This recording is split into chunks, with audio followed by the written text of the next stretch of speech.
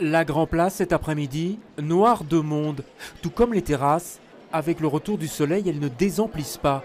Qui pourrait croire d'ailleurs que ces restaurants célèbres sont en difficulté de créance.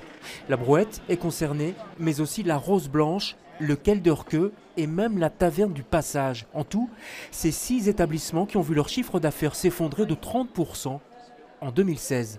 On a vécu, comme vous savez, les attentats de Paris, le lockdown ici, les attentats de 2016, donc avec les attentats de Bruxelles. On a vécu le piétonnier, on a vécu la fermeture du tunnel Stéphanie. On continue à vivre le réaménagement de la rue des Bouchers et de ses rues adjacentes. Et des créanciers qui commencent sérieusement à s'impatienter. Du coup, la société qui gère ces établissements s'est tournée vers le tribunal de commerce. Elle demande une réorganisation judiciaire, autrement dit une diminution et un étalement du remboursement des dettes, histoire d'éviter des faillites.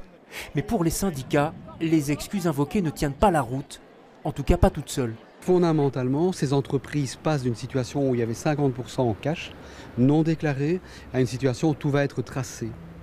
Et je pense qu'aujourd'hui, quand on voit les entreprises dans le même quartier, pour lesquelles on a accès aux chiffres journaliers, 2017 a été une excellente année, 2018 est extraordinaire. Et si c'est extraordinaire pour ces entreprises, pas loin de ces 5 entreprises ou 6 qui sont dans une situation précaire, c'est que objectivement, c'est le passage d'un modèle à un autre. Et ils ont quelques difficultés, je pense, pour pouvoir remettre du cash dans leurs entreprises et payer les dettes qu'ils ont vis-à-vis des fournisseurs. En attendant, 90 personnes travaillent pour ces restaurants. Le tribunal de commerce, lui, devrait rendre sa décision d'ici quelques jours.